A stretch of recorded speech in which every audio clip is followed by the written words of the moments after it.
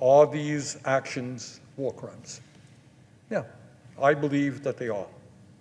I believe that there is substantial evidence that the extreme right-wing Israeli government, led by Netanyahu, has used starvation as a weapon of war and has clearly targeted civilians and civilian infrastructure. As I think we all agree, I certainly do, Israel had the right to defend itself against the Hamas terrorist attack of October 7th. But it did not, and this is where we get into the issue of war crimes. Yes, you have the right to defend yourselves.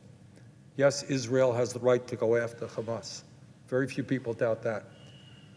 But Netanyahu and his government do not have the right to wage an all-out war against the children, against the women, against the innocent people of Gaza.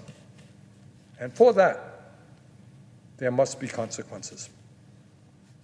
What the ICC has done is important not only for the global community in the sense that we cannot allow the human race to descend to barbarity. Somebody has got to say, look, war is terrible, So Israel had a right to defend itself against a terrible enemy in Hamas, but it does not have the right to wage an all-out war against the people of Gaza. Now, what the ICC is doing is important for the world. It's to tell leaders all over the world, dictators, people in democratic countries, that if you go to war, you just cannot wage all-out war against civilians. That's what the ICC is doing. That's important. But it is also important, Mr. President, for those of us in the United States. Our nation claims to be the leader of the free world. And at our best, we try to mobilize countries to uphold international law and prevent crimes against humanity. That is what we do and have done. But, Mr. President, how will the United States be able to criticize any country in the world, whether it is Russia, China, Saudi Arabia, or anyone else, any other country in the world, if we pretend that what is happening in Gaza, if we actually believe what Netanyahu is saying?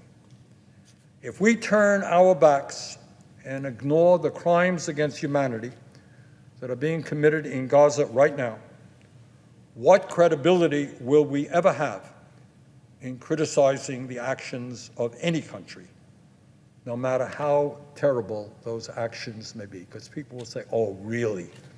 You're attacking China or Turkey or anybody else? Really? You're really deeply concerned? But apparently, for Netanyahu, it's okay. We don't believe you. And I don't want to see this great country of ours be in that position. I want to see this country respected all over the world as a country that does believe in human rights, that does believe in international law. So the ICC, as I see it, is trying to uphold international law and minimum standards of decency. Our government should do no less. I yield the floor.